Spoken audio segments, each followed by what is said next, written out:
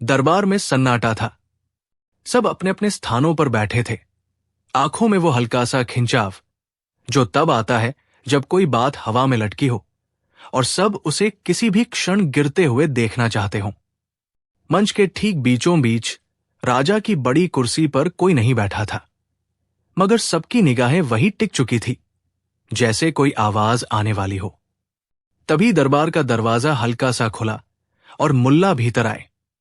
ढीला कपड़ा, दाढ़ी पर कुछ सफेद, आंखों में वही शरारत की चमक जो हमेशा दिखती थी। वे सीधे बीच में आए, ठहरे और फिर बिना किसी परिचय के बोले, एक सवाल है। दर्शक हल्के से मुस्कराए। क्या सवाल होगा? मुल्ला ने अपनी छड़ी थोड़ी और आगे की ओर टिका दी और आवाज में गंभीरता भरते हुए कहा, अगर एक आदमी सच कहे और लोग उसे झूठ बोलने वालों की तरह आजमाएं, तो उसका सच कौन सुनेगा? कहा था, पर उन बोलों में इतनी ताकत थी कि बैठा हुआ हर व्यक्ति गूंज गया। दरबार की हवा कुछ सघन हो गई। किसी ने कुछ कहा नहीं।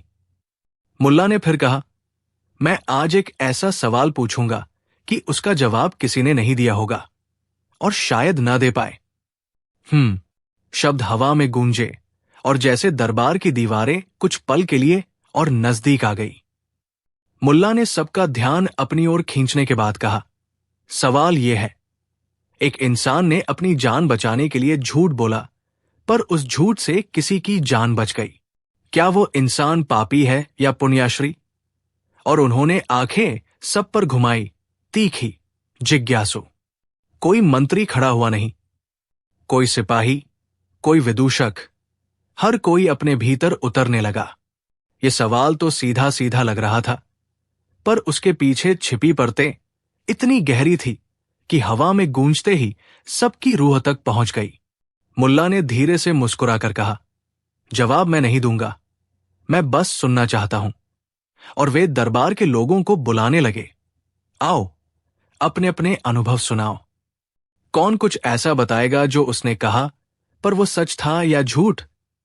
सबने आंखें झपकाई। कुछ ने सोचा, ये तो जंजाल है। कुछ ने सोचा, हां, वही मौका है जिसमें अपनी बुद्धि दिखानी है।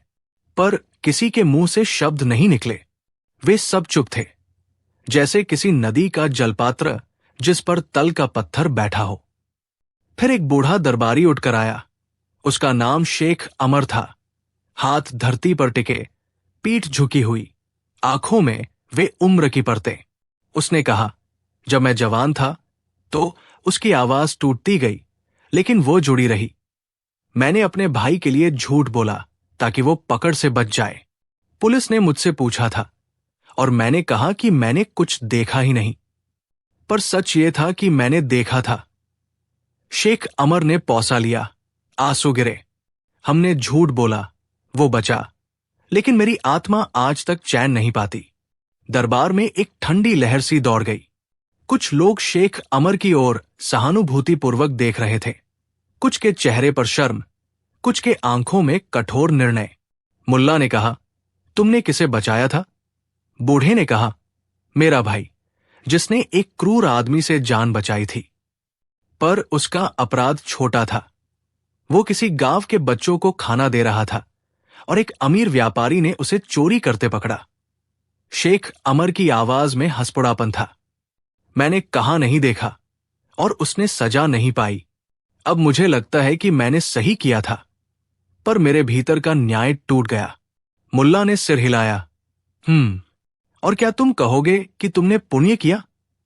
बूढ़े ने आंखें झपकाई। मेरा मन कहता है हाँ, पर समाज कहता है नहीं। वो शब्द जैसे दरबार में पत्थर की तरह गिरे। कोई और बोलने की हिम्मत नहीं कर पाया। मुल्ला ने देखा और अपने कपड़े के किनारे से हल्का सा मुस्कुराकर बोला, देखो, हर जवाब बाहर नहीं मिलता, कभी अंदर ही सुलझता है। दरबार अब प्रश्नों के जाल में फंस गया था। मुल्ला ने तब एक और मोड़ दिया, अब मैं तुम्हें एक कहानी सुनाऊंगा। और बिना किसी और परिचय के बोले, एक नौजवान था, नाम रियाज। रियाज की मां गराज पर बीमार पड़ी थी। डॉक्टरों ने दवाइयों की बहुत जरूरत बताई, पर उसके पास पैसे नहीं थे। वो रात दिन काम करता, पैसे जमा कर रहा था, पर समय ने उसे धोखा दे दिया। दवा के लिए पैसे नहीं हुए। दरबार के लोगों की आंखें रुकी। मुल्ला ने आवाज धीमी कर दी। एक रात रियाज ने देखा कि एक अमीर व्यापारी ने अपने बक्से से कुछ सोने के सिक्के निकाले और उन्हें गिनते हुए छोड़ा। वो आदमी सो गया। रियाज की आंखें औजार की तरह तेजी से काम करने लगी। एक क्षण ने सोचा, पर मां की आंखों की नींद टूट रही थी। उसने सिक्कों में से कुछ उठाए और भाग गया। अगले दिन जब चोरी का पता चला तो बाजार में अफरातफरी मच गई। लोगों ने रियाज को देखा। पूछताछ हुई। रियाज ने कहा कि उसने नहीं किया। वो झूठ बोला ताकि वो मां के लिए दवा ला सके। मुल्ला ने ठहर कर सबको घूरा। अब तुम बताओ, रियाज पापी है या पुण्याश्री? एक युवा मंत्री बोला, वो पापी है, चोरी तो अपराध है। एक वृद्ध कवि बोला, ना, उसने प्रेम किया, प्रेम की खातिर उसने दया दिखाई। बहस गर्म हुई। कुछ अत्यधिक धार्मिक लोग कहने लगे, कानून के सामने सब बराबर है। कुछ नरमदिल लोग कहने लगे, पर वो आदमी मां के दर्द में नहीं पड़ा। मुल्ला ने फिर कहा, देखो, ये प्रश्न केवल कानून का नहीं है, ये दिल और समाज का सवाल है। और तभी एक और दृश्य सामने आया। दरबार का कोना अक्सर छुपा कुपा होता है। वहां एक और व्यक्ति बैठा था, राधा नाम की एक लड़की, जो कभी चुप रहती थी। उसकी आंखों में आंसू थे। उसने उठकर कहा, मैं जानती हूं, मैंने भी ये किया है। मेरा भाई नगर में लड़ाई में फंसा हुआ था। विजय के लोग उसे फंसाकर जेल में डालना चाहते थे, पर मेरे पास सबूत थे जो कि किसी को दिखाना मुश्किल था। मैंने झूठ कहा कि मैंने कुछ नहीं देखा ताकि वो छुड़ सके। राधा की आवाज में कुछ और था, पछतावा और एक आराम का संयोग। मुझे अब अपराध नहीं लगता। मुझे लगता है मैंने उसे बचाया ताकि वो अपने बच्चों के लिए वापस आ सके। दरबार में कुछ लोगों ने उसकी ओर सहानुभूतिपूर्वक देखा, किंतु कुछों ने उसको अपराधी कहा। बहस घमासान की तरह छिड़ गई। मुल्ला ने मध्यस्थता से कहा, तुम सुनती हो? ये सवाल हर किसी के जीवन में घुला हुआ है। और उसने फिर पूछा, किसी ने कभी सुना है कि झूठ हमेशा पाप है? क्या झूठ कभी हीरो बन सकता है? फिर एक शांत स्वर ने वातावरण तोड़ा। राजा की मुखी मंत्री अम्बरीश, जिसने सदैव नियमों और व्यवस्था के कड़े पक्ष की वकालत की थी। उसकी आवाज ठंडी लेकिन नित्य सही थी। नियम बिना लोगों के लिए होते हैं, पर नियमों के पीछे एक वजह होती है, सुरक्षा, व्यवस्था और भरोसा। अगर हर कोई अपने फायदे के लिए झूठ बोलेगा तो व्यवस्था धराशायी हो जाएगी। उसने दरबार की ओर देखा, इसलिए कानून के अनुसार झूठ पाप है। कुछ लोग हाथ ऊपर कर बोले, सही कहा, पर मुल्ला ने धीरे से कहा, कानून ही सब कुछ तो नहीं बतलाता। आखिरकार मुल्ला ने दरबार को एक चुनौती दी।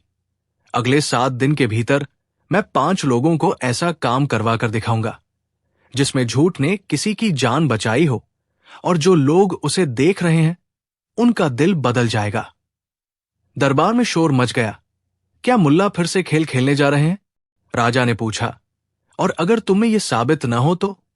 मुल्ला ने छोटी मुस्कान के साथ कहा, अगर मैं न कर पाया तो मैं राज दरबार के सामने अपने आप को अपमानित करूंगा, और जो लोग झूठ की सजा में कड़क हैं वे खुश हो जाएंगे।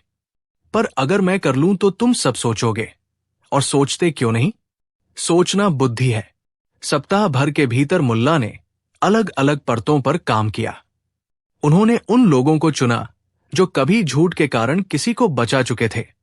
एक दत्ता, जो चोरी के आरोप में फंसे बेटे को बचा चुका था। एक बिल्कुल सादा बैरिस्टर, जिसने एक आरोपी को झूठी गवाही से बचाया था। एक औरत जो अपने घर के लिए झूठ बोलकर शादी बचा चुकी थी। और भी बहुत से किस्से। मुल्ला ने उन सबको बारी बारी से दरबार में बुलाया और उनकी कहानियां सुनवाई। हर कहानी में एक बुनियादी तार था।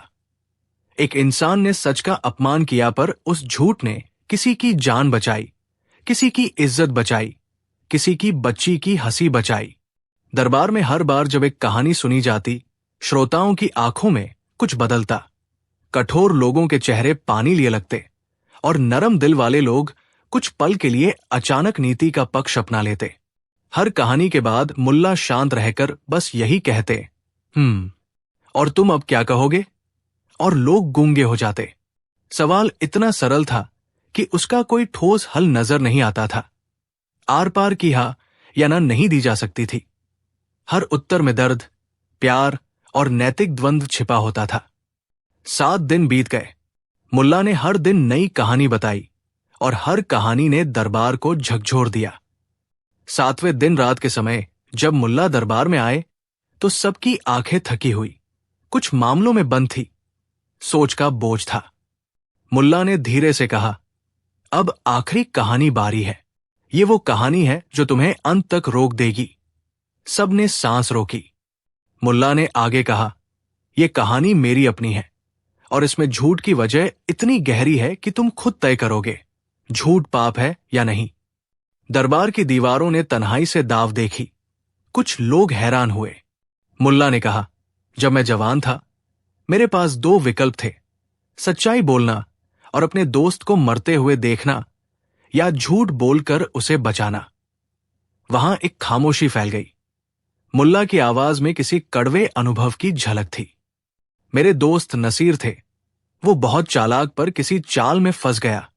एक महत्वपूर्ण दस्तावेज जिसे किसी ने चोरी कर लिया था और उसे गलत होने का आरोप लगा। नसीर ने कहा कि उसने दस्तावेज वापस कर दिया था, पर अदालत के सामने कोई सबूत नहीं था। न्यायाधीश ने पूछताछ की और सबने नसीर का मोहरा बनाकर उसे कड़ी सजा देने की सिफारिश की। तब मैंने झूठ बोल दिया। मैंने अदालत में कहा कि मैंने देखा था कि नसीर ने दस्तावेज छुपा कर रखा था। मैंने झूठ कहा ताकि नसीर को कुछ राहत मिले। मुल्ला की आवाज में थमाव आया। मेरे उस झूठ से क्या हुआ? नसीर को सजा नहीं मिली, पर बाद में ज्ञात हुआ कि दस्तावेज वास्तव में चोरी ही था और जो चोर थे वे नसीर के बहुत ही नजदीकी लोग थे जो उसे फंसाना चाहते थे। मैंने नसीर को बचाया, हां, पर मैंने साथ ही अदालत की आंच में भी एक झूठ दे दिया। वो ठहर कर बोला, मेरे मन में दुख था, पर मैंने सोचा कि जीवन में कभी कभी झूठ ही सही रास्ता दिखाता है। दरबार में किसी ने कुछ नहीं कहा। मुल्ला ने फिर कहा, तब क्या कहा जाएगा? मैंने पुण्य किया या पाप? एक शांत महिला जो अक्सर मंदिर जाती थी और जिसका नाम सुलोचना था, उठकर आई और बोली, तुम्हारा दिल जानता है, तुम्हें भी सजा देनी चाहिए या तुम्हें भी सम्मान? क्या तुम्हें कहना चाहिए कि तुमने जो किया वो तुमने सिर्फ इंसानियत के लिए किया था? उसकी आवाज में व्यथा थी, पर शक्ति भी। कभी कभी कानून के बजाय इंसानियत छोटी सी आंच पर पकाती है। दरबार के एक कोने में एक नौजवान सिपाही खड़ा था। उसकी हथेली में एक पत्र था जिसका वो बार बार निरीक्षण कर रहा था। अचानक उसने कदम बढ़ाए और कहा, मैंने भी ऐसा किया था। उसकी आवाज तेज थी पर आंखें नम थी। मेरे पिता ने मेरे दोस्त के परिवार के लिए झूठ बोला। मैं आज उसे दोष देता हूं और नफरत करता था, पर जब मेरे दोस्त की बेटी बीमार पड़ी तभी समझ आया कि हमारे छोटे छोटे झूठ कितने बड़े काम कर देते हैं। वो पास आकर बैठ गया। क्या हमें ऐसे लोगों को सजा देनी चाहिए जो झूठ बोलकर दूसरों की जान बचाते हैं? दरबार में बहस और गहरा हो गई। मुल्ला ने सबको देखा और कहा, यह सवाल केवल दर्शन की किताबों तक सीमित नहीं है। यह हमारे रोजमर्रा के जीवन में हर रोज दोहराया जाता है। तुम अपने परिवार में झूठ बोलते हो कब? तुमने कब कहा कि सब ठीक है जबकि तुम जानते हो कि कोई बीमार है? तुमने कब किसी को अपना दोष महसूस नहीं होने दिया पर अपने मन में भारी बोझ उठाया? कुछ लोग अपने आप से झिझके, कुछ ने आंखें नीची कर ली। यही तो सबका सच था, निरंकुश न्याय और नर्म मानता के बीच फंसा हुआ। मुल्ला ने फिर दरबार को एक शांत मोड़ पर लाकर कहा, मैं तुम्हें आज एक और बात बताता हूं। मौत और जीवन के बीच एक बार झूठ सबसे बड़ी लड़ाई है। सबने चौंक कर देखा। एक परिवार था, उसकी बेटी की मौत होने वाली थी।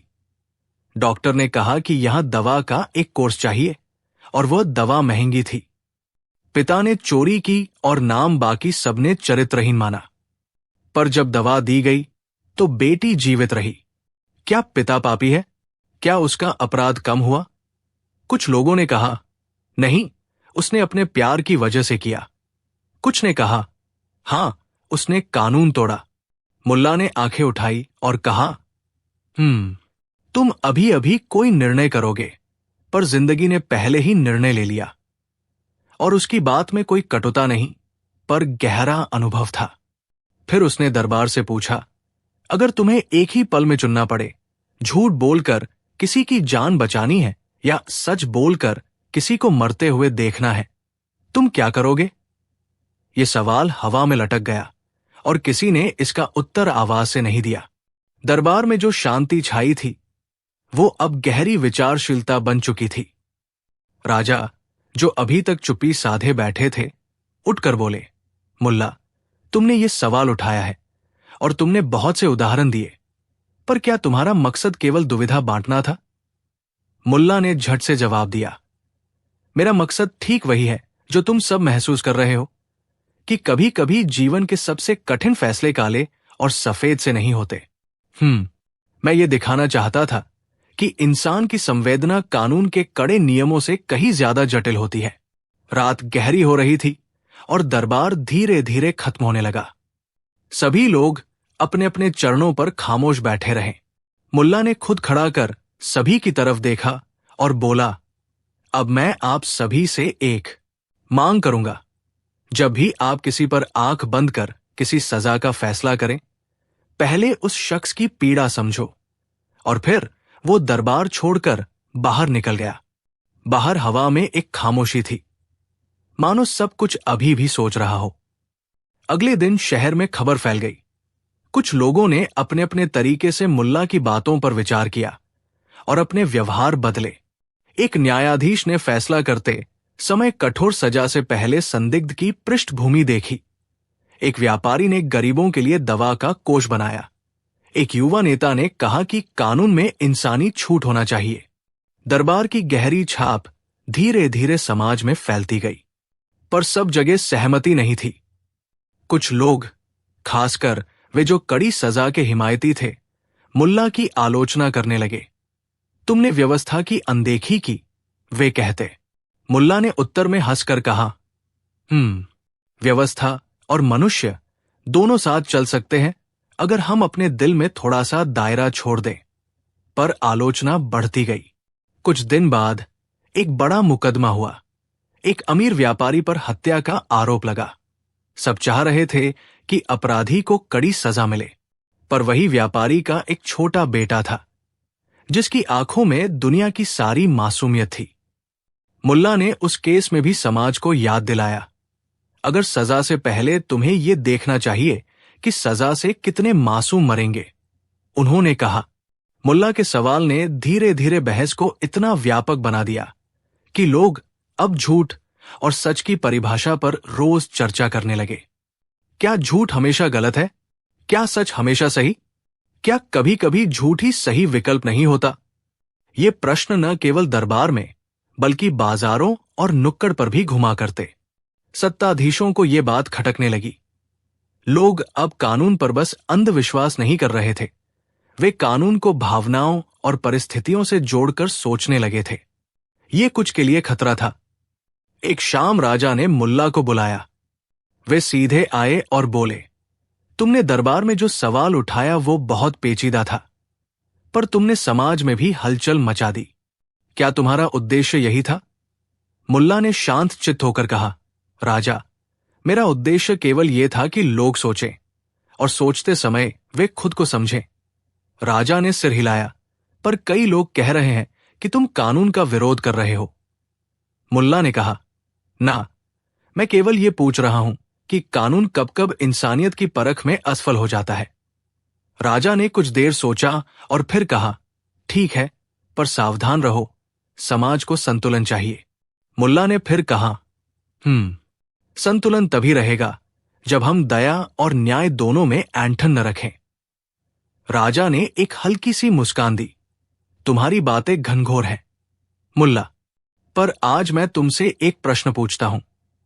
तुमने दरबार में जो सवाल उठाया उसका तुम्हारा स्वयं का जवाब क्या है?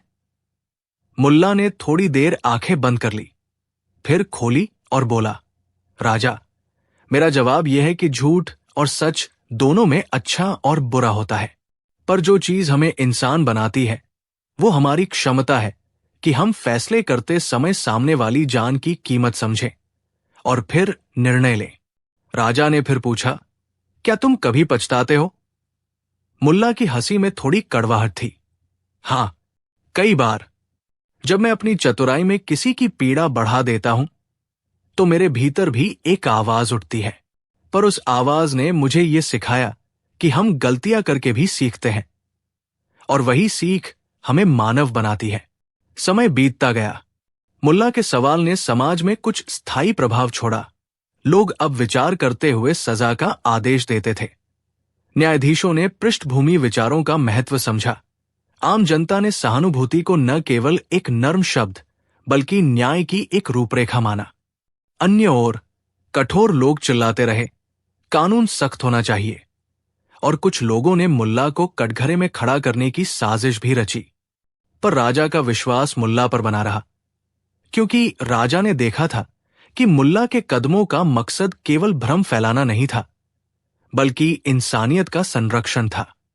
कई वर्षों बाद जब मुल्ला बूढ़े हो गए, तब भी वे दरबार में आते और वही प्रश्न उठाते, क्या झूठ हमेशा पाप है? दरबार में कई बार नए नए उत्तर आए।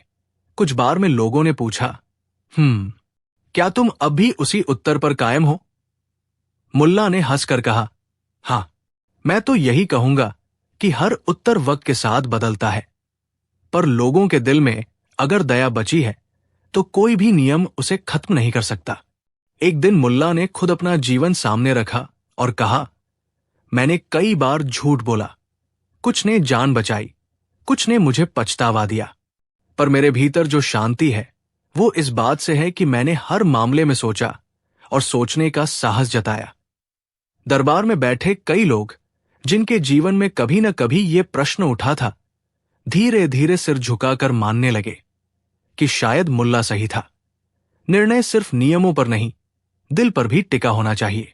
आखिरकार मुल्ला ने अपने सिरे से उत्तर दिया, मेरा जवाब यह है, झूठ और सच दोनों के मायने परिस्थिति से बनते हैं, पर अंतिम न्याय वही है जो तुम्हारे अंदर की आवाज कहे कि क्या तुम्हारे कदम से किसी की जिंदगी बेहतर हुई या बुरी। यह उत्तर न तो ठोस था न बिल्कुल साफ, पर उसने दरबार को वो आखिरी एहसास दिया जो वो दिनों से खोज रहा था, कि जीवन के सवालों में कड़ाई और दया के बीच संतुलन असंभव नहीं पर कठिन है। जैसा कि कहानी में अक्सर होता है, मुल्ला की ये चुनौती लोगों के विवेक को जगाने में कामयाब रही, पर साथ में ये भी सिखा गई कि किसी एक सवाल का एक ही जवाब नहीं होता। दरबार अब कुछ शांत था। हर व्यक्ति अपने घर की ओर चलता हुआ सोच रहा था कि यदि उसे यही मौका मिले तो वो क्या करेगा, सच बोलेगा या झूठ, किसी की मां की जिंदगी, किसी के बच्चों की मुस्कान। और इसी के साथ मुल्ला का प्रश्न जीता, न कि किसी ने उत्तर देकर, पर क्योंकि उसने दरबार की आत्मा को हिलाकर रख दिया था। लोगों ने अपने अपने अंदर झांका और पाया कि कभी कभी सच्चाई और झूठ के बीच की रेखा बेहद पतली होती है। कुछ ने चुना कि कड़े नियमों के साथ जिंदा रहना चाहिए, कुछ ने चुना कि दया सबसे ऊपर है, पर सबने एक बात मानी कि निर्णय लेने से पहले एक बार दिल से सोचना चाहिए। हां, यही मुल्ला की जीत थी। एक ऐसा सवाल पूछा कि जवाब न देना ही सबका उत्तर बन गया। हम यही जीवन है। मुल्ला नसीरुद्दीन और दरबार की अद्भुत चाल। राजा सिकंदर अली का दरबार शहर के बीचों बीच एक बड़े महल में था। ऊंचे ऊंचे गुंबद, चंदेलों की झिलमिलाहट और सोने चांदी की परतों से चमकते कक्ष। मगर जिस चमक की वजह से लोग वहां आते, वही चमक अब चिंता का कारण बन चुकी थी। कुछ महीनों से राजभवन में गुमराहियां हो रही थी। रानी के कमरे से चूड़ियां गायब हुई, खजाने के एक एक सिक्के कम हो रहे थे, और एक रात राजा के महल की सबसे कीमती मणि तक दिखाई नहीं दी। पहरेदार कहते दरवाजे बंद थे, खिड़कियां बंद थी, फिर भी चोरी। हां, ये बात तो हैरान कर देने वाली थी। राजा सिकंदर घबराए हुए थे। वे न्यायप्रिय थे, पर उनके चेहरे की चिंता अब लोगों की उंगलियां कांपने लगी थी। दरबार के मीठे मीठे मुंह अब चिंतित थे। मंत्रियों के बीच देदेन की फुसफुसाहटें, चौराहों में लोग कहा करते, राजा का खजाना कहा गया। एक दिन राजा ने दरबार बुलाया। दरबार गुलाबों की खुशबू के साथ भर गया और सब अपने अपने स्थानों पर बैठे। तभी दरवाजा खुला और मुल्ला नसीरुद्दीन का ठोकरों ठोकरों से प्रवेश हुआ। दाढ़ी सफेद, आंखों में शरारत और कंधों पर वही ढीला सफेद चोगा। लोग मुस्कुराए और कुछ ने आंसू सी झलक भी दिखाई। मुल्ला की अजीब ओगरी भड़कते और उनकी बुद्धि दोनों ही मशहूर थे। राजा ने उन्हें देखा और कहा, मुल्ला, सुनो, हम तुम्हारे फकीरी और बुद्धि दोनों पर भरोसा करते हैं। हमारे महल से कीमती चीजें गायब है। कोई सूझ रहा है तो बताओ। मुल्ला ने एक पल ठहरकर दाढ़ी सहलाई। राजा साहब, आपकी परेशानी बड़ी गहरी है। क्या आप सबको एक एक चीज देने को कहेंगे? राजा ने हैरानी से पूछा। कौन सी चीज? मुल्ला मुस्कुराकर बोले, एक एक छोटी सी चीज जो आपकी जेब में, आपकी अंगुली पर, आपके पास अब है। जो कुछ भी है सब उसे यहां रख दे। हां, दरबारियों ने कहा, यह तो मामूली बात है, मगर क्या इससे कोई फायदा होगा? मुल्ला ने आंख मटकाई। फायदा होगा तब जब आप सुनेंगे कि चीजें रो नहीं पाती मगर लोगों की आंखें भिगो सकती है। सबने अनजाने में ठहाका लगाया और फिर गंभीरता के साथ अपनी अपनी छोटी चीजें एक पीले कपड़े पर डालने लगे। एक बटन, एक देसी सिक्का, एक गुलाबी रिबन, एक पंख, एक छोटी सी दुपट्टे की कलाई और कई सारे छोटे छोटे पलों के निशान। जब सब चीजें रख दी गई, मुल्ला ने सबको घूर कर देखा। अब आप सब आंखें बंद कर लें। सबने ऐसा किया। चौखट पर चांदी की घंटियों जैसा सन्नाटा छा गया था। राजा ने सोचा, क्या इनके पागलपन का ये नया नमूना है? मुल्ला ने धीरे से एक एक करके उन चीजों को उठाया और उनकी खुशबू सूंघता सा चेहरा बनाया। ये कच्छा की मिट्टी सी खुशबू है। हां, किसी ने फुसफुसाकर कहा, ये क्या कर रहे हो? मुल्ला बोले, बस यादें ताजा कर रहा हूं। तभी दरबार के एक कोने में दरबारी जौहर नाम का युवक, जो कि राजा के ज्वेलर की दुकान पर काम करता था, साहसिक रूप से उठकर आए और कहा, मुल्ला साहब, आप कुछ बताइए। मैं परिश्रम करता हूं मगर पाप कभी नहीं किया। उसकी आंखों में सच्चाई की चमक थी और हाथ घुटनों पर टिका हुआ था। उसकी आवाज में एक अजीब सी कसमकस थी। मुल्ला ने देखा और चुप्पी से सिर हिलाया। तुम सच बोलते हो, पर सच कभी खामोश नहीं रहता। राजा ने कहा, तुम्हारा नाम क्यों आ रहा है?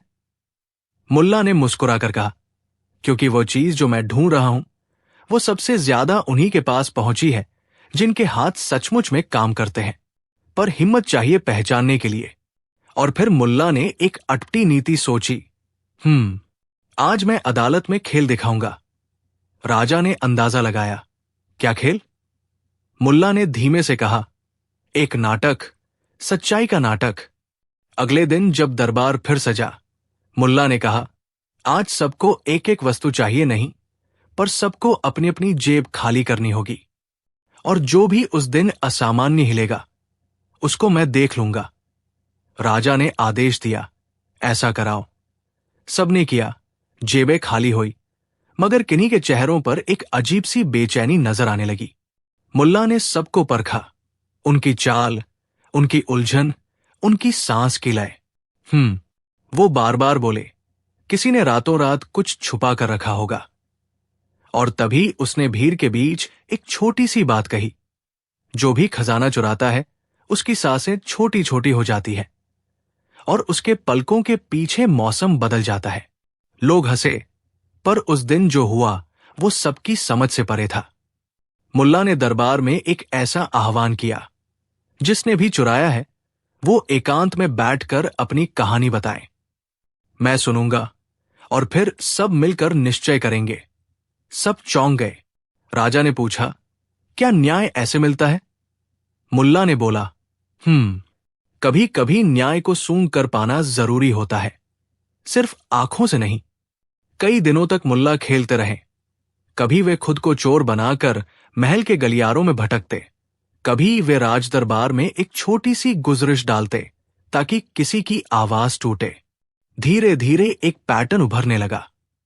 चुराई हुई चीजें उन लोगों के पास जा रही थी जिनकी जिंदगी में एक खालीपन था। किसी के घर में कर्ज, किसी के चेहरे पर बीमारी, किसी के बच्चे की शिक्षा अधूरी। मुल्ला ने यह सब नोट किया। मानवीय संकट में अंधेरा और रोशनी दोनों होते हैं। एक रात अचानक राजा के निजी कमरे में घुसपैठ हुई। रानी का पर्स, जिसमें कुछ कीमती पत्थर थे, गायब। ये बात जैसे आग की तरह फैल गई। रानी ने आंसू बहाए, चीरफाड़ की। सदमा उस रात हर किसी के चेहरे पर था। राजा ने सख्ती दिखाई, यदि ये चोर पकड़ा गया तो सख्त सजा दी जाएगी। पर मुल्ला ने कहा, सजा पहले मत दीजिए, हम पहले कारण जान ले। मुल्ला ने अपने अजीब कार्यक्रम शुरू कर दिया। उन्होंने राजा से कहा, आज मैं दरबार में एक छोटी सी परीक्षा लूंगा, एक तरह की परीक्षा जो दिल को छू लेगी। राजा ने सहमति दी। अगर इससे सच निकले तो मैं मान लूंगा। मुल्ला ने सभी दरबारियों से कहा कि वे अगले दिन अपनी अपनी सीट पर एक खाली कागज रखें और हर किसी को अपने जीवन की सबसे बड़ी कमी एक वाक्य में लिखनी होगी। गुप्त, बिना नाम, सिर्फ समस्या। ये सुनकर सभी दरबारियों के चेहरे चुरा गए। पर जैसा कि राजा ने कहा था, कुछ भी कर लो, सच्चाई अनायास निकल आती है। अगले दिन कागजों की एक ढेर रखी गई। मुल्ला ने उन कागजों को उठाकर एक एक पढ़ना शुरू किया। मेरा बेटा बीमार है, दवा के पैसे नहीं हैं। एक का, कर्ज में डूबा हूं, जीना कठिन हो गया है। दूसरे का, मेरी बहन की शादी के लिए जमानत चाहिए। तीसरा, पढ़ते पढ़ते मुल्ला की आंखें गहरे हुए और वे बार बार बोले, उनकी आवाज में कुछ धड़क रहा था, सहानुभूति और समझ। जब अंत में वे कागजों को फाड़ने लगे तो सब हैरान हुए। क्यों फाड़ रहे हो? मुल्ला ने कहा, क्योंकि इन शब्दों ने मुझे दिखा दिया कि चोरी केवल चोरी नहीं, बल्कि एक आह है, दर्द का आह। पर यह हद चोरी को जायज नहीं ठहराती। पर हमें समाधान भी चाहिए। हां, तभी मुल्ला ने एक बड़ी चाल चली। उन्होंने राजा से आग्रह किया कि वो राजभोग के लिए एक बड़ा अनुदान जारी करें, कुछ धन, ताकि जिन लोगों की जिंदगी में संकट है उन्हें राहत मिले। राजा पहले चकित हुआ पर फिर सोचने लगा। क्या यह सही है? उसने पूछा। मुल्ला ने मुस्कुराकर कहा, न्याय में सिर्फ दंड ही नहीं, दया भी शामिल है। और राजा, जो एक ऐसे शासक थे जिनकी संवेदना मजबूत थी, ने अनुदान की घोषणा कर दी। आराम मिला, पर चोरी थम नहीं रही थी। ये बात सच थी। दया ने कुछ कम किया पर अपराध रुक नहीं पाया। एक रात फिर से बेशकीमती डायमंड गायब हुआ और लोग अफरातफरी मचाने लगे। राजा के माथे पर चिंता की लकीरें गहरी हो गई। उस वक्त मुल्ला चुपके से राजा के पास गए। अब मुझे सीधी खुरदरी चाल चलनी होगी। राजा ने पूछा, क्या करोगे? मुल्ला ने कहा, मैं दरबार में ऐसा खेल करूंगा कि हर कोई अपने भीतर झांकेगा। मुल्ला ने दिल्ली के चौराहे से एक बूढ़े कलाकार को बुलवाया, जोरदार आवाज वाला। चेहरे पर जीवन की कई परतें दिखती थी। मुल्ला ने कहा, तुम एक छोटा सा नाटक करोगे, एक चोर का नाटक, पर असली चोर जोन से डरकर छिपेगा। कलाकार ने हामी भरी। अगले दिन जब दरबार सजा, मुल्ला ने नाटक शुरू किया। कलाकार ने बड़ी शिद्दत से नाटक किया। ज्यों-ज्यों भूमिका आगे बढ़ी, लोगों की आंखें चमकने लगी। नाटक में एक जगह कलाकार ने नकली खजाने में से एक सिक्का निकला और उसे सार्वजनिक रूप से पका कर दिखाया। देखो, ये वही सिक्का है जिसे हर कोई प्यार करता है पर जो गिर गया था। नाटक पूरी तरह से भावनात्मक था। लोगों ने ठहर कर देखा। किसी के हाथ कांपे, किसी के गाल पर पसीना छलका, थोड़ी थोड़ी बेचैनी। जब नाटक खत्म हुआ, मुल्ला ने कहा, अब मैं एक तरकीब करूंगा। जिनकिन्हें चोरी की आदत है वे नाटक खत्म होते ही अपने हाव भाव नहीं छुपा पाएंगे। मैं एक एक करके उनकी आंखें देखूंगा और उनकी सांसें सुनूंगा। और उसने वही किया। मुल्ला सीधे जौहर की ओर बढ़े। जौहर की आंखें छोटी छोटी से झपकी ले रही थी, पर वे सामान्य लग रहे थे। पर जब मुल्ला ने अचानक उसके मुंह के पास से हवा की एक धीमी आवाज निकाली, जौहर का चेहरा उड़सा गया और उसने एक छोटी सी आवाज में कहा, नहीं, नहीं, मैं नहीं। उसकी बात में कड़वाहट थी। मुल्ला ने उसकी गर्दन को देखा, पैरों के तलुके पर, और फिर उसने राजा से कहा, उसे एक पल देर तक रुकने दीजिए। दरबार में सब हैरान थे। क्या यह दिमागी लड़ाई थी? फिर मुल्ला ने अपनी पुरानी चाल दिखाई। उन्होंने एक छोटी सी लकड़ी की पेटी ली और कहा, इस पेटी में अब हम चुपचाप एक आवाज बंद कर देंगे, जो आवाज चोर की होगी। सबने पूछा, क्या आवाज? मुल्ला ने उत्तर दिया, वो आवाज जो चोरी करते समय भीतर से निकलती है, दलबेद, घबराहट और पछतावे की आवाज। मुल्ला ने उस पेटी को दरबार के बीच रखा और कहा, जो भी इस पेटी के पास आएगा और अपनी आंखों से झूठ बोलेगा, पेटी में से आवाज निकलेगी। सभी ने ठहाका लगाया, पर मुल्ला गंभीर था। उन्होंने पेटी खोली और एक एक कर सबको बैठाकर कहा कि वे जुबान से बताए कि वे मासूम हैं। कोई कुछ नहीं कह रहा था, पर जब जौहर की बारी आई और उसने बड़े जोर से कहा, मैं मासूम हूं, तब पेटी ने अचानक से एक घबराती हुई सांस की आवाज निकाली, बिल्कुल वैसी जैसी चोरी करते हुए निकलेगी। दरबार में गूंज मच गई। हर किसी के रोंगटे खड़े हो गए। जौहर के हाथों में पसीना था। उसकी आंखें नम हो गई। नहीं, नहीं, वो टूटकर बोला, मैंने वो नहीं किया। मुल्ला ने धीरे से कहा, सच बस इतना ही नहीं होता कि आंसू बजाए। कभी कभी सच आपकी जीभ पर फूट पड़ता है। फिर वे दरबार के सभी लोगों के सामने एक सी बात रखकर बोले, जो भी पाप करेगा वो अपनी तकलीफ के साथ छिपेगा।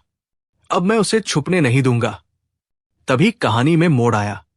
उस रात बादल छाए हुए थे और हवा में एक अजीब खुशबू थी, तेज, मुंह में कसेला। जब मुल्ला दरबार के पीछे वाले छोटे कमरे में गए, उन्होंने देखा कि जौहर का घर दरबार से कुछ ही दूरी पर था।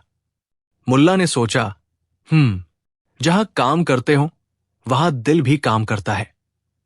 वे चुपके से जौहर के घर गए। वहां एक छोटी सी झोपड़ी थी, मगर झोपड़ी के अंदर रोशनी कम, बच्चों की हंसी खोई हुई सी। और उस रात मुल्ला ने देखा, जौहर की बेटी सर्दी से कांप रही थी। मां के आंचल में सिर था और दवा की बोतल खाली पड़ी थी। मुल्ला का दिल नीचे से मरोड़ गया। उन्होंने कहा, यह सिर्फ चोरी नहीं, ये जरूरत है। मुल्ला ने कुछ पैसे दिए और चुप गए। पर अगले दिन दरबार में सब कुछ खुलकर सामने आया। जौहर की आंखें लाल थी। वो दरबार में खड़ा था और उसने अपने हाथों में चूड़ी रखी थी, चूड़ी जो राजमहल से गायब हुई थी। उसने कहा, मैंने जो किया वो अपराध है। मैंने चुरा कर कुछ नहीं बचाया, पर मेरी बेटी के लिए मैंने किया।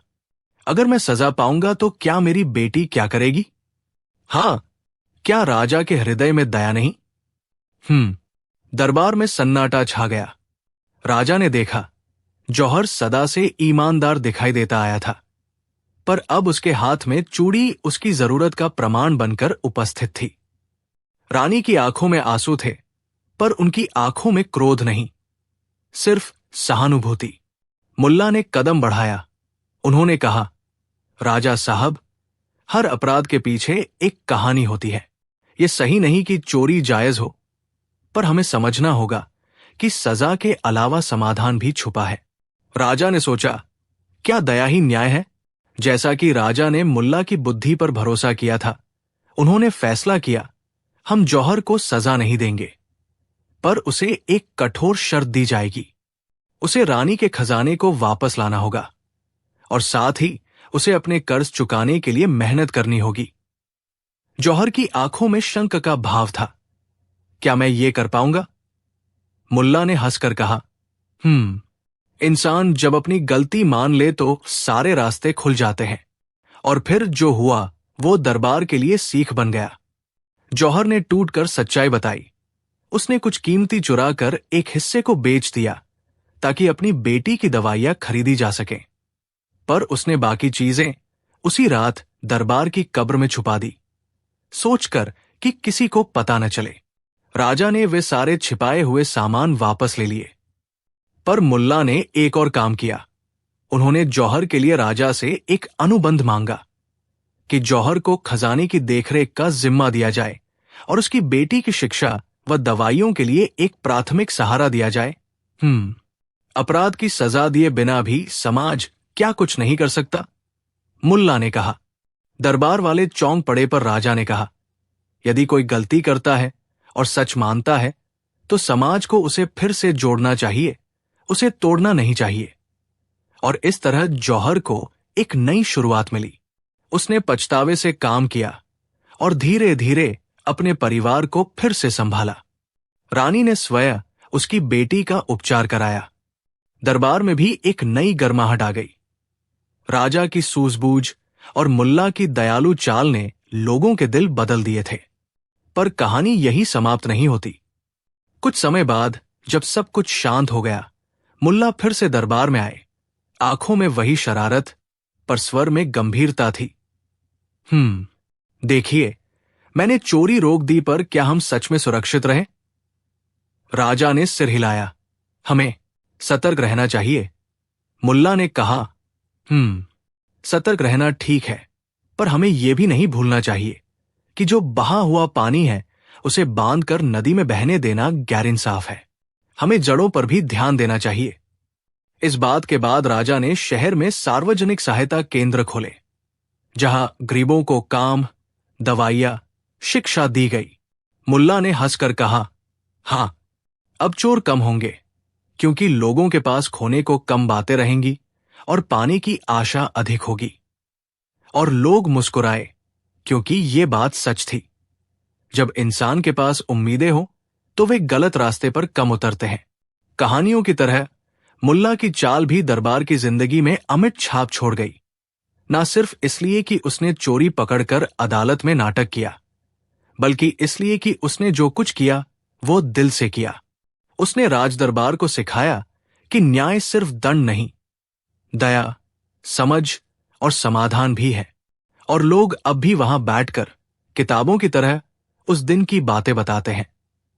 कैसे मुल्ला ने एक छोटी पेटी और एक नाटक से दरबार की आंखें खोल दी, और कैसे उसने साबित किया कि अपराध के पीछे कई बार मजबूरी छिपी होती है। और हां, लोग बोलते हैं, मुल्ला ने केवल चोर नहीं पकड़ा, उसने चोर और समाज दोनों को समझा। कई सालों के बाद भी जब बच्चे आंगन में खेलते, मां कहती, सुनो बच्चों, मुल्ला नसीरुद्दीन की कहानी, वही जिसने एक पल में दरबार को सिखा दिया कि इंसान को तोड़ने से बेहतर उसे जोड़ना है। और बच्चे भाव विभोर होकर कहते, कितनी अच्छी बात है। और वे अपने अपने छोटे छोटे दिलों में एक बात रखते, अगर कभी कुछ गलत देखा तो पहले समझना, फिर सजा देना। कहानी का आखिरी दृश्य कुछ ऐसा था।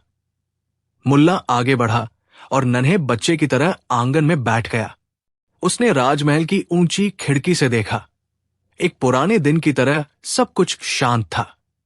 मुल्ला ने अपनी दाढ़ी पर उंगली फेरते हुए कहा, हां, जिंदगी अजीब है, कभी चोर बनाती है, कभी हीरो। और उसकी आंखों में वही शरारत और दया दोनों चमक रहे थे। पर अंत में सही वही है जो इंसानियत के लिए खड़ा हो। इस तरह मुल्ला नसीरुद्दीन ने उस दरबार में ऐसा काम किया कि सबकी आंखें खुली की खुली रह गई। न सिर्फ इसलिए कि उसने चोर पकड़ा, बल्कि इसलिए कि उसने एक समाज को यह सिखा दिया कि सच्चा न्याय केवल कठोर दंड में नहीं मिलता, वो समझदारी, दया और समाधान में भी मिलता है। और जब लोग आज भी उस कहानी को बताते हैं तो बीच बीच में और हां बोलना नहीं भूलते, क्योंकि वही दो शब्द थे जिनसे मुल्ला ने लोगों के मनों के दरवाजे खोले थे। है ना एक दिल छू लेने वाली परंतु मजेदार कहानी? हंसी का तूफान, मुल्ला नसीरुद्दीन और दरबार की गुत्थी। दरबार में उस दिन कुछ अलग सी हलचल थी, पर वो हलचल किसी युद्ध की, किसी घोषणा की या किसी विजयी जुलूस की नहीं थी। दरबार का माहौल, जो हमेशा कुछ गंभीरता और औपचारिकता में बंधा रहता था, आज हंसी की एक अनजानी लहर से अछूता न था। सबके होठों पर एक अजीब सी मुस्कान थी, पर वो मुस्कान अटखेलियों से नहीं, रहस्य से उपजी थी। अभी हाल तक जो बातें महत्व से बोली जाती थी, वे आज फुसफुसाहट बनकर टूट रही थी, क्योंकि दरबार में अचंभे की बात, अचानक और बार बार हंसी के ठहाके उठ रहे थे, बिना किसी स्पष्ट वजह के। किसी का चेहरा अचानक खिल उठता, कोई चरण रुकता, और फिर एक हंसी भाव पूरे हाल में फैल जाता। कुछ हंसी ऐसी थी कि आंखें नम हो जाती, कुछ ऐसी कि गले में दर्दसा उठाता। कई बार वो हंसी रोग की तरह पकड़ लेती। एक आदमी पर शुरुआत होती, फिर पास बैठे गरीब से लेकर मंत्री तक, सब में बिना चाहे एक ही लय में हंसी उभर आती। हर हंसी धमाके के साथ कुछ जरूर गायब हो जाता। कोई कागज कहीं नहीं मिलता, कोई दस्तावेज गायब, एक एक कीमती चाबी मिलती नहीं। लोग कहने लगे, है कोई जुर्म, या हंसी ही गुनाह का पर्दा बनी है। दरबार के मुखिया ने सख्ती दिखाई, ये मजाक नहीं है, अदालत में शालीनता चाहिए। पर जब शालीनता के फूलों पर हंसी की ओस पड़ती, तो वे भी कर्णों में खनकने लगते। सब उलझ गए। तब अचानक मुल्ला नसीरुद्दीन अपने ढीले चोगे और हल्की सी ठोकर के साथ भीतर आए। जैसे हर हलचल की वजह वही किसी बोतल का ढक्कन खोल कर रख गया हो। मुल्ला का चेहरा शांत था, पर आंखों में वही शरारती चमक थी। वे सीधे बीच में आए, एक लंबी छलांग मारी, अपने कपड़े के किनारे से हल्की सी दाढ़ी सहलाई और बोले, आज दरबार में कुछ ऐसा है कि मीठे मुख भी कटु हो रहे हैं और कटु भी हंस रहे हैं। फिर मुस्कुराकर कहा, हां। लोग ठिठक गए। मुल्ला ने एक एक की ओर देखा और धीरे से कहा, मैं इस गुत्थी को सुलझाऊंगा, पर मेरा तरीका अलग होगा। कुछ ने सोचा, मुल्ला फिर किस तरह की अचरज करेगा। मुल्ला ने मालूम कर लिया और आंखें चमका कर कहा, हमें हंसी का तूफान समझना होगा, और तूफान के बीच छिपा हुआ सच भी। मुल्ला ने पहला आदेश दिया, आज की सभी औपचारिक कार्यवाही रोक दी जाती है। सब बर्तन, कागज, चाबियां और जिन चीजों का अपने इजहार नहीं कर सकते, उन्हें यहां एक बर्तन में रख दो। सभी हैरान हुए, पर आदेश राजा का था और आदेश पर अमल हुआ। सबने अपने जेबों, अपने थैलों से छोटी छोटी वैसी वैसी चीजें निकाली। एक कलम, एक मोम की मोहर, एक सूखा फूल, एक खोया हुआ पेंसिल, बच्चे की टोपी और छोटे छोटे व्यक्तिगत निशान। सब चीजें एक बड़े बर्तन में रख दी गई। मुल्ला ने बर्तन को देखा, उसकी तरफ झुककर बोला, इन चीजों की कहानियां हैं, और कहानियां अक्सर हंसी के पीछे छुपी रहती है। फिर मुल्ला ने दरबार वालों को कहा कि वे सभी अपनी सीटों पर जाकर 1 मिनट के लिए आंखें बंद कर लें। सब अचंभे में वही किया। मुल्ला ने बर्तन से बिना देखे एक एक चीज उठाई और उसे देखकर नकल करते हुए, मानो वो वस्तु बोल रही हो, सबके सामने रख दिया। ये पेंसिल, बच्चा स्कूल नहीं गया और उसने पेंसिल नहीं खोई। उसने पाठ छूटने पर हंसकर कहा, ठीक है, कल मां सिखा देगी। हां, मुल्ला ने ठहाका लगाया और सब हंसे, पर उनकी हंसी में अब एक तरह का हल्का सा भेद उजागर होने लगा। कोई हंस रहा था, पर उसकी आंखें नम थी। हंसी में एक कहानी थी, और वो कहानी धीरे धीरे बाहर निकलने लगी। राजा ने गंभीरता से कहा, मुल्ला, हमारा लक्ष्य यहां गुत्थी सुलझाना है, हंसी का तिलिस्म खोलना। तुम किस तरह? मुल्ला चुटकी बजाकर बोले, हंसी कई बार सच छुपाती है और कभी कभी सच्चाई हंसी में खिल जाती है। हम हंसी का प्रयोग करके लोगों के भीतर छुपे भावों को बाहर निकालेंगे। और उसके बाद जो हुआ वो किसी तमाशे से कम नहीं था। मुल्ला ने दरबार को रंगोली बना दिया, पर रंगोली की जगह हंसी के पैटर्न थे। वो नाटक कराना चाहते थे, पर एक अजीब तरह की हुक के साथ। नाटक ऐसा कि हंसी बूंद बूंद बनकर लोगों के मन की परत खोल दे। पहला खेल उन्होंने रोल बदलो रखा। हर मंत्री, हर दरबारी, हर अधिकारी को एक दूसरे की भूमिका निभानी थी। जो भिखारी जैसा दिखता वो मंत्री बन गया, जो मंत्री मुस्कुराने वाला वो भिखारी बन गया। और जब लोग एक दूसरे के जूतों में कदम रखते हैं तो सच बाहर आने लगता है। खेल के दौरान एक उच्चाधिकार वाले मंत्री ने भिखारी की रंगीन टोपी पहनी और बोला, मुझे दया का मजा नहीं आता, पर जब मैंने भिखारी बनकर खाना मांगा तब मेरी जीभ पर वो नम था जो मैं भूल चुका था। सब हंसे, पर उसी वक्त वही मंत्री पसीने से लथपथ हो उठा क्योंकि उसकी जेब खाली नहीं थी। वहां पर्चियां थी जिनमें साजिशें, लेन देन के वरदाने लिखे थे। हंसी के आंचल ने उसके शरीर की हरी भरी प्यास निकाल दी। मुल्ला ने देखा और उन्होंने अपने अगला उपाय निकाला। उन्होंने दरबार में हंसी की गवाही नामक एक मंच डाल दिया। हर किसी से कहा गया कि वो अपनी अब तक की सबसे हास्यास्पद गलती सुनाए, लेकिन सच्चा और बिना छुपी हुई बात। कुछ ने हल्का सा झिझक कर अनगिनत बातें बताई। एक दिन मैंने प्यार में झूठ बोला। मैंने अपनी बहन को डराया ताकि वो अपने पति से लड़े। मैंने एक गरीब से झूठ में सहानुभूति दिखाई, और जब हर कोई अपनी बात बताने लगा तो दरबार में सच उतरने लगा, एक एक कर। हंसी आती, कुछ में शर्म गहरी, कुछ में राहत और कुछ में दर्द। ऐसे रंग जिनके बिना चित्र अधूरा रहता। एक अद्भुत मोड़ तब आया जब रानी की निजामी किताबें गायब हो गईं। किताबें नहीं, रानी के आभूषणों में से एक छोटी पर अनमोल कंगन की जोड़ी अचानक गायब हो गई। रानी का चेहरा बदल गया, गुस्से के बजाय चिंतित हो गया। ये सिर्फ चोरी नहीं, उसने कहा, ये मेरे बचपन की यादों में से एक है। मलिका की ओर जाते हुए मुल्ला ने कहा, यादें चुराई नहीं जाती, पर उन्हें दबाया जा सकता है। और उसी वक्त मुल्ला का चेहरा गंभीर हो गया। वे जानते थे कि ये गुत्थी हंसी से भी बड़ी है, ये भावना की चोरी थी। मुल्ला ने सबको बुलाकर कहा, आज रात हम एक अनोखा खेल खेलेंगे, हंसी का तूफान। नाम सुनते ही सबके मन में हल्की सी बेचैनी हुई। तूफान में क्या मजा? पर राजा ने अनुमति दी और दरबार रात भर जागा। मुल्ला ने पूरे दरबार को दो हिस्सों में बांट दिया। एक समूह को हंसना और दूसरे को संस्मरण देना था। हंसने वाले लोगों को किसी भी तरह की हंसी करनी थी, जोर की, लजीज, सुसराई, नोंदनींद। और संस्मरण वाले लोगों को जो भी याद अनुवादित कर रहे थे उसे सार्थक बनाकर बताना था।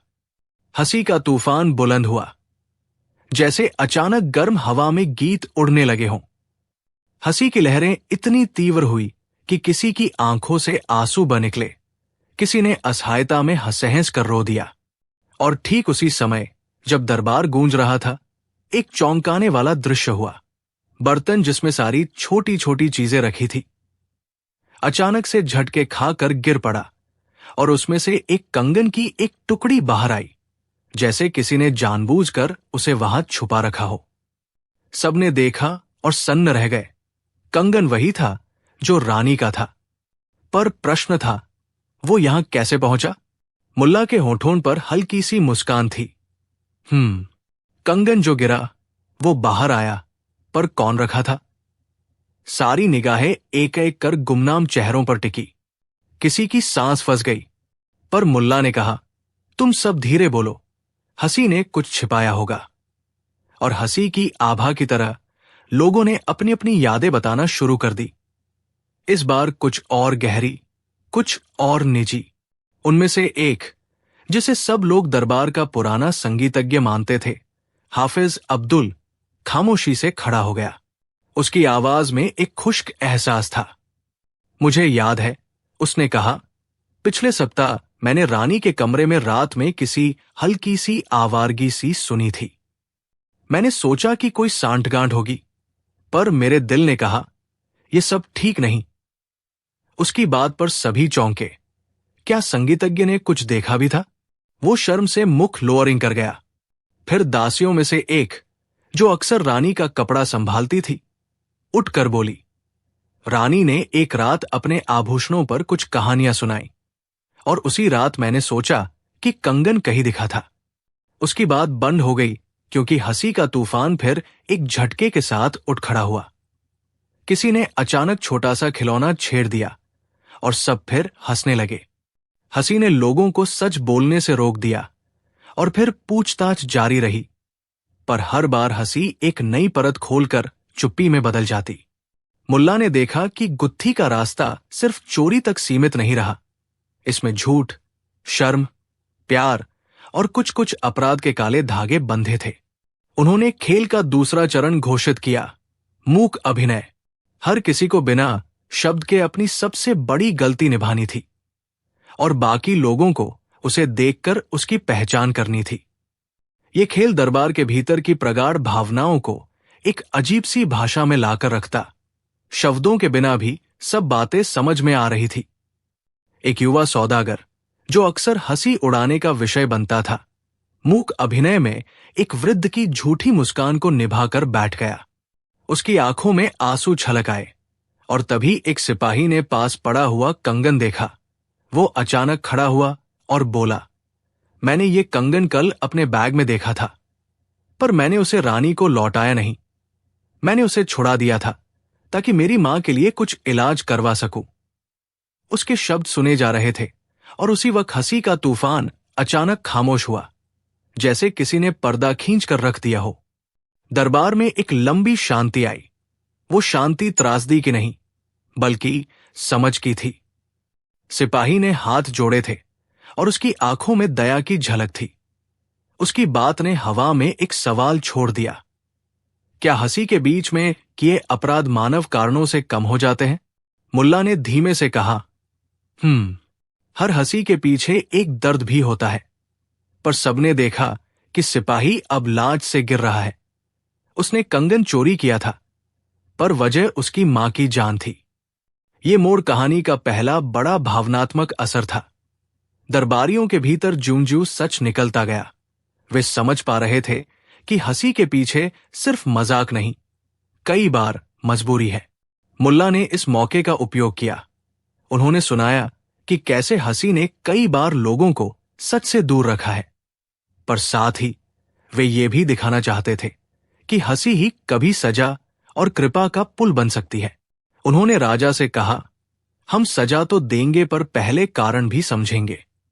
राजा, जिनकी आंखें इस पूरी शाम में कई बार नम हो गई, बोले, यदि दोष सिद्ध होता है तो दंड भी होगा, पर हम दया भी दिखाएंगे जहां जरूरत हो।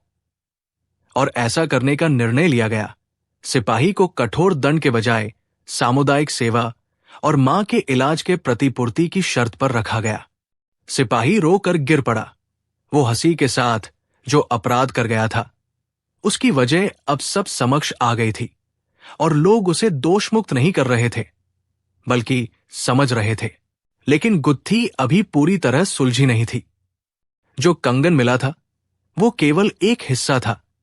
दूसरी कंगन की जोड़ी अभी गायब थी। मुल्ला ने धीरे से कहा, पूरा जोड़ा मिलता तो और कहानियां खुलती। और उस रात मुल्ला ने एक और चाल चली। उन्होंने एक छोटे से पत्र की नकल निकालकर दरबार के बीच रख दी, जिसमें लिखा था, हंसी का तूफान आ गया है, पर तूफान के बीच एक पंछी ने गाना छीन लिया।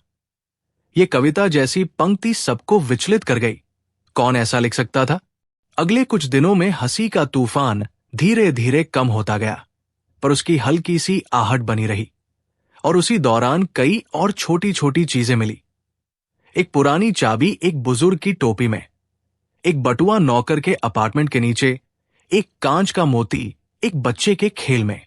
हर वस्तु के मिलने के साथ एक कहानी भी खुलती और उन कहानियों में से अधिकांश में दर्द और जरूरत झलकती। मुल्ला ध्यान से सुनते रहे। उन्होंने देखा कि चोरी का केंद्र कहीं और नहीं, बल्कि दरबार की ऊंच नीच में फंसा हुआ एक आदमी था, जो हमेशा दिखता पर असल में अनदेखा था।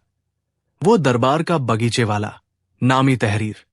तहरीर का चेहरा सरल था, हाथों में मिट्टी और कांटों के निशान, पर उसकी आंखें उदास और शांत थी। वो अक्सर बिना किसी का ध्यान खींचे काम करता। मुल्ला ने तहरीर की तरफ पकड़कर देखा। वो कुछ जानता होगा। मुल्ला ने तहरीर को अपनी ओर बुलाया और उससे कहा, तुम्हारे हाथ जमीन को छूते हैं और तुम्हारी आंखें लोगों की बातें सुन लेती हैं। तुमने कुछ देखा होगा।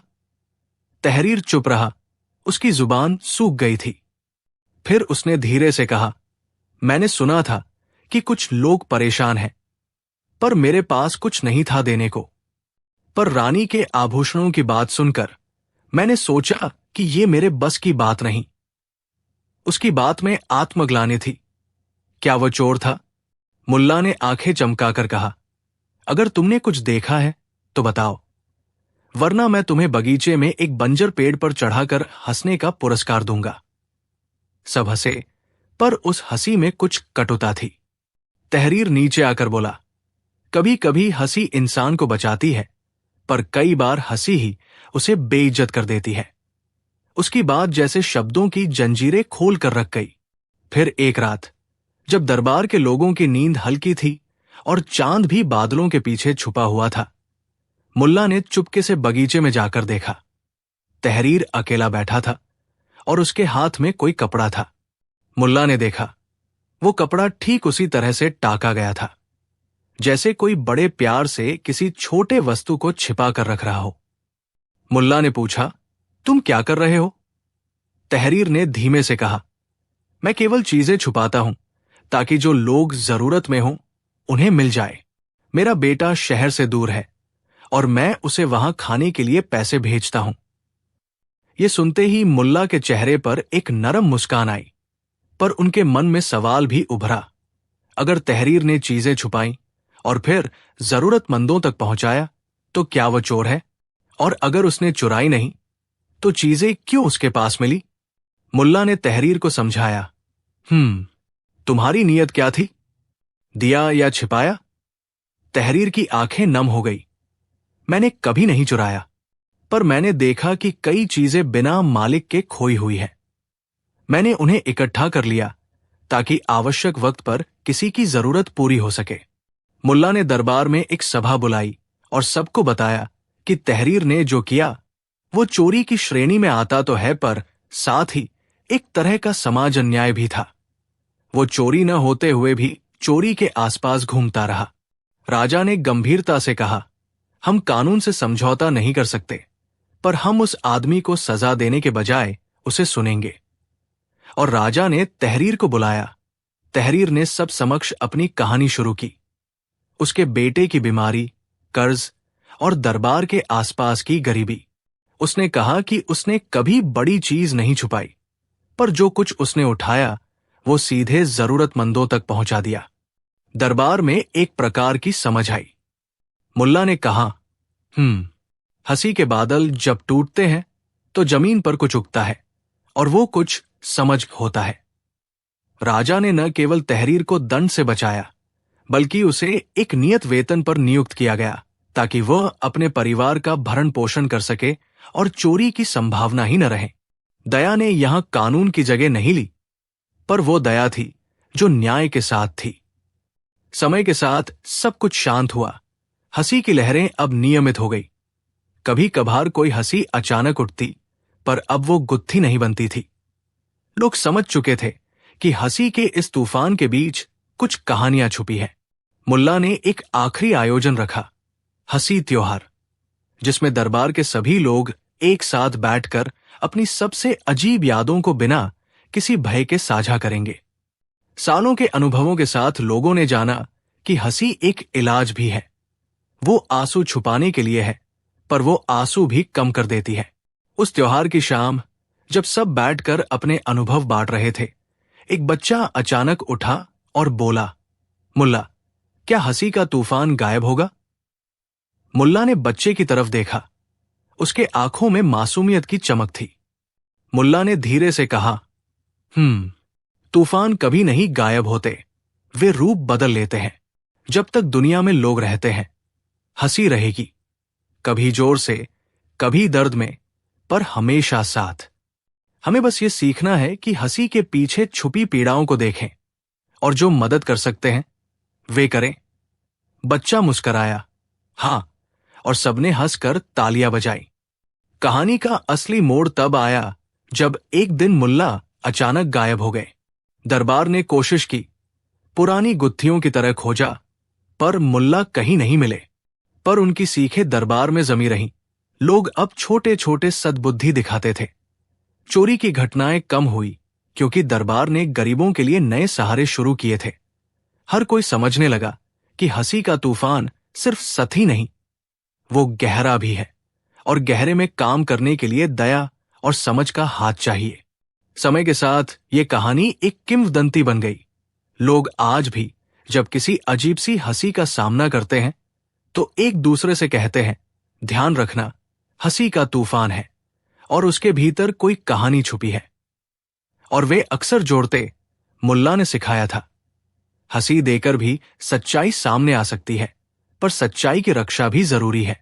किसी रोज, किसी खिलते हुए सवेरे, जब हल्की सी ठंडी हवा चली, एक बूढ़ा मुसाफिर दरबार के पास रुका। वो पहनावे में मुल्ला जैसा था, ढीला चोगा, सफेद दाढ़ी और आंखों में वही शरारत। कुछ लोगों ने उसे पहचान लिया, पर कुछ ने कहा, ये तो वही मुल्ला है। मुल्ला ने सर हिलाया और एक गहरी, हल्की हंसी छोड़ते हुए कहा, हुजूर, हंसी का तूफान कही जाकर था। और फिर मुसाफिर ने बारीकी से कहा, हंसी तो वही है, पर अब तुम लोग जानते हो कि उसके साथ क्या करना है। दरबार में एक पल के लिए सन्नाटा छा गया, पर फिर सब हंसने लगे, और उस हंसी में अब नई समझ और पुरानी यादों का मिश्रण था। कहानी यही खत्म नहीं हुई, पर हर बार जब भी हंसी उठती, लोग अब पहले से ज्यादा सजग होते। वे पूछते, वे सुनते और वे मदद करते। यही मुल्ला की सबसे बड़ी जीत थी। उसने दरबार को दिखाया कि हंसी सिर्फ खुशी नहीं, वो चेतावनी भी हो सकती है, पुकार भी, और कई बार उपचार भी। अंत में जब सब मिलकर उस बीती हल्की सी गवाही को सुनते, वे कहते, हंसी का तूफान आया था, पर उसने हमें एक बात सिखाई, जब तक हम सुनने का साहस रखें, कोई भी गुत्थी बड़ी नहीं, और हंसी के पीछे छिपे दर्द को समझकर हम इंसानियत को बचा सकते हैं। हंसी का तूफान समाप्त नहीं हुआ, पर वो अब एक ऐसा तूफान था जिसमें दया की बारिश थी और समझ की ठंडक। हम मुल्ला ने एक बार फिर हल्की सी मुस्कान के साथ कदम बढ़ाया, दरबार से बाहर निकलते हुए एक आखिरी बात कही, हंसी करो पर देखते भी रहो, हंसी करो पर सुनते भी रहो। और सबने मिलकर ठहाका लगाया। इस बार हंसी में नींव थी, वो नींव जिसे मुल्ला ने खुद से छुआ था और जिसने दरबार की गुत्थी को सुलझा दिया था।